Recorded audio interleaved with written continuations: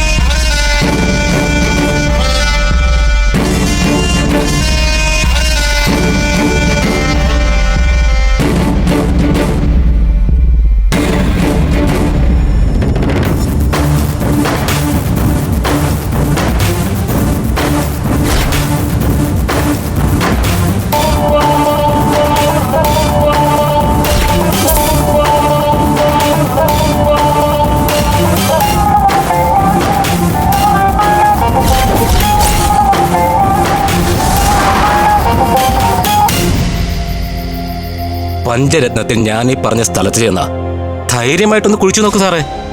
നിങ്ങൾക്ക് വേണ്ട തെളിവുകൾ അവിടുന്ന് കിട്ടും. ഇടവും താൻ ഞങ്ങൾ പോലീസുകാരെ പണിയെടുപ്പിക്കാൻ നിൽക്കണ്ട. എന്ത് തെളിവുകളാ കുഴിച്ചിട്ടിരിക്കുന്നത് അത് പറ. എവിടെയാണ് സ്ട്രോങ് അല്ലെങ്കിലേ കലാവതിയുടെ പ്ലാനിങ് ഒന്നും നടക്കില്ല. എൻഗേജ്മെന്റ് നടന്നൊന്നും വരും. എവിഡൻസ് നല്ല സ്ട്രോങ്ങാ സാറേ. ചന്ദ്രസേനന്റെ അതേ ബ്ലഡ് ഗ്രൂപ്പിലുള്ള രക്തം പുരട്ടിയ അയാളുടെ തന്നെ വസ്ത്രങ്ങളും രക്തം പുരണ്ട കത്തിയുമാണ് പഞ്ചരത്നത്തിൽ ഞാൻ ഈ പറഞ്ഞ മരത്തിന്റെ ചുവട്ടിൽ കുഴിച്ചിട്ടിട്ടുള്ളത്. അമൃതയെ പ്രതിയാക്കാൻ തൽക്കാലം അത് പോരെ. മതി. DNA ടെസ്റ്റ് ചെയ്ത് ബ്ലഡ് ചന്ദ്രസേന്റെ അല്ല എന്ന് തിരിച്ചറിയുന്നതുവരെ അവളെ പ്രതിസ്ഥാനം നിർത്താൻ അത് മതി. ആ റിസൾട്ടൊക്കെ വരുന്നതിന് മുമ്പ് കലാവതി മേഡം ഉദ്ദേശിച്ച കാര്യങ്ങൾ ഒക്കെ നടക്കും. മഹേന്ദ്രനുമായുള്ള അവളുടെ കല്യാണം നടന്നു കഴിഞ്ഞാൽ അവൾ നിരപരാധിയാണെന്ന് തെളിഞ്ഞു കഴിഞ്ഞാലും കുഴപ്പമില്ല. സത്യം പറ മഞ്ചാടി, കലാവതിക്ക് വേണ്ടി ചന്ദ്രസേനെ തട്ടിയത് താൻ തന്നെയല്ലേ? ഛേ, ഞാനാ?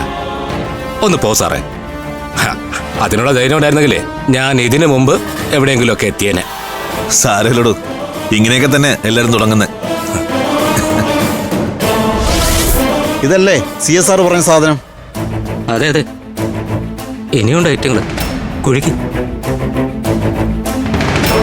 ഇതിന്റെയൊക്കെ വീഡിയോ എടുക്കുന്നത് CSR പ്രത്യേകം പറഞ്ഞതാ. നീ വീഡിയോ എടുക്ക്.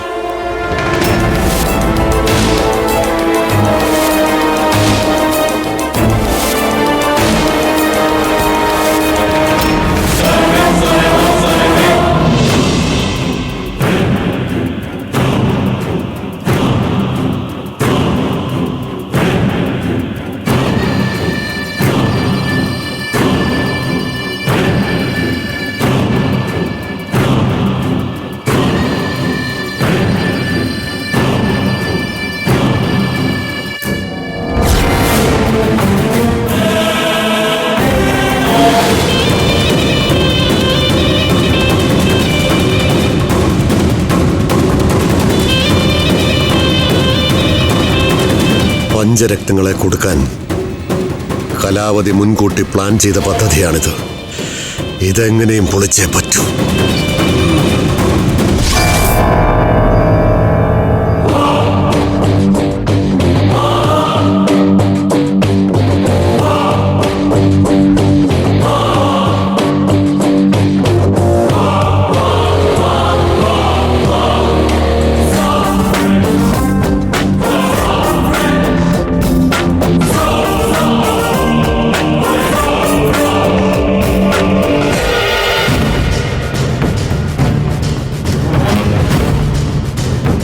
സർ, എന്തായി? ഈ വീട് മുഴുവൻ ഞങ്ങൾ അരിച്ചു പറക്കി സർ. പ്രത്യേകിച്ച് ഒരു തുമ്പും കിട്ടിയില്ല. നിങ്ങൾ എല്ലായിടവും ശരിക്കും നോക്കിയോ? നോക്കി സർ.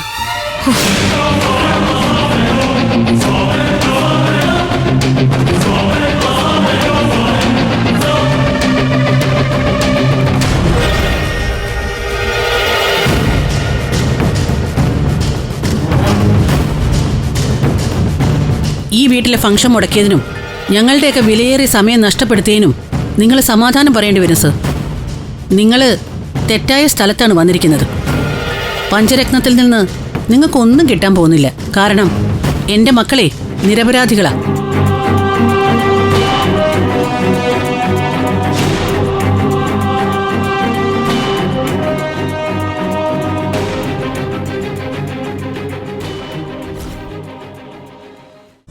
ഫ്ലവേഴ്സിൽ 2 പുതിയ പരമ്പരകൾ. വീട്ടിലെ വിളക്ക് എല്ലാ ദിവസവും രാത്രി 8:30 ഫ്ലവേഴ്സിൽ. മഹാലക്ഷ്മി എല്ലാ ദിവസവും രാത്രി 9 മണിക്ക് ഫ്ലവേഴ്സിൽ.